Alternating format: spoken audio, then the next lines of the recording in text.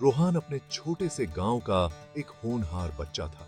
उसकी आंखों में कुछ सीखने की प्यास थी और दिल में बड़े बड़े सपने। वो पढ़ाई में बहुत अच्छा था। हर एग्जाम में उसके डेडिकेशन दिखते थे। उसके टीचर्स को यकीन था कि वो बहुत आगे जाएगा, गरीबी की जिंदगी से निकलेगा और अपना नाम रोशन करेगा। टीचर्स के एनकरेजमेंट और अपने एस्पिरेशन से रोहान ने एक अच्छे फ्यूचर का सपना देखा, जहां वो अपनी पढ़ाई से अपने परिवार और समाज की मदद कर सके। गांव की जिंदगी सादी थी, पर रोहान कुछ ज्यादा चाहता था। वो हर मिलने वाली किताब पढ़ता था। हर पेज के साथ उसकी कल्पना उड़ान भरती थी।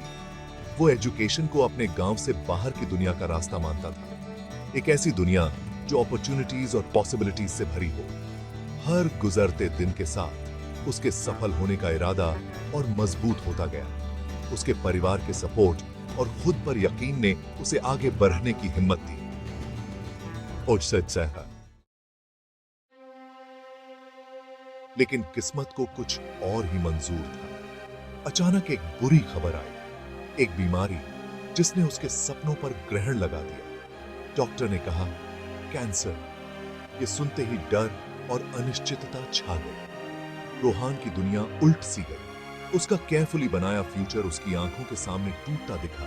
उसकी जगह एक अनजान बीमारी से लड़ाई आ गई। और तो और उसके पिताजी, जो घर के इकलौते कमाने वाले थे, वो भी बीमार पड़ गए।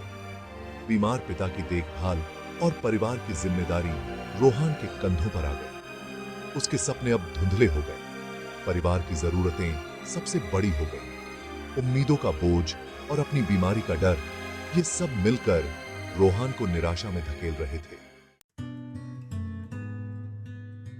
जिंदगी की इन मुश्किलों से हारकर रोहान का हौसला टूट गया। उसकी आंखों की चमक फीकी पड़ गई।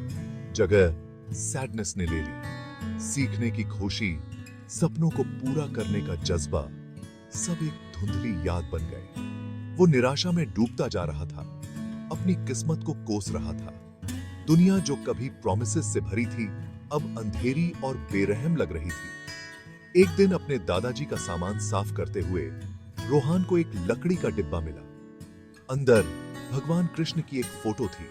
उनकी बांसुरी होठों पर सजी हुई थी और चेहरे पर शांत मुस्कान थी। उस निराशा के समय में उस फोटो की कुछ बात रोहान के दिल को छू गई। रोहान पिक्चर के टुवर्ड्स खिंचा चला गया। उसे एक अजीब सी शांति मिली। फोटो को अपने दिल से लगाकर रोहान ने अपनी सारी तकलीफें कृष्ण जी को बताईं। उसके आंसू नहीं रुक रहे थे। उसने अपनी बीमारी, अपने डर, अपने टूटे हुए सपनों के बारे में बात की।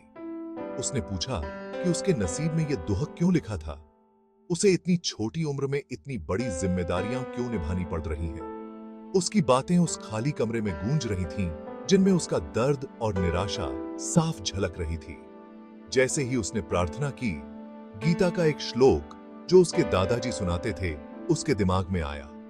कर्म करो, क्योंकि कर्म करना कर्म न करने से बेहतर है। ये बातें उसके अंदर गूंज उठीं।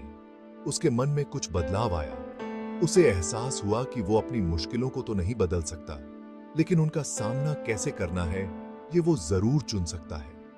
वो या तो निराशा में डूब सकता था या फिर लड़ने की, हर दिन पूरी तरह जीने की ताकत जुटा सकता था। कृष्ण जी के कर्तव्य और हौसले के संदेश से प्रेरित होकर रोहान ने अपनी जिंदगी को नई दिशा देने की सोची। वो जानता था कि आगे रास्ता आसान नहीं होगा, लेकिन वो हिम्मत और दृढ़ इरादे से इसका सामना करने के लिए तैयार था। उसने फिर से पढ़ाई शुरू कर दी। ज्ञान की तलाश में उसे शांति और ताकत मिली। उसने महान नेताओं और विद्वानों के जीवन से प्रेरणा ली। उनकी संघर्ष और सफलता की कहानियों ने उसे मुश्किलों से उबरने की प्रेरणा दी। उसका परिवार उसके नए जोश को देखकर उसके साथ आ गया। उसे अपना प्यार और अटूट समर्थन दिया। वो उसकी ताकत का सबसे बड़ा सहारा बने। उनका उस पर भरोसा उसके लिए प्रेरणा का स्रोत बन गया। रोहान को उनके प्यार में सुकून मिला। उनके अटूट विश्वास से उसे ताकत मिली। उसे एहसास हुआ कि ये लड़ाई सिर्फ उसकी नहीं है, बल्कि उसके साथ उसका परिवार भी है, जो उसे बहुत प्यार करता है और उसे सफल होते देखना चाहता है।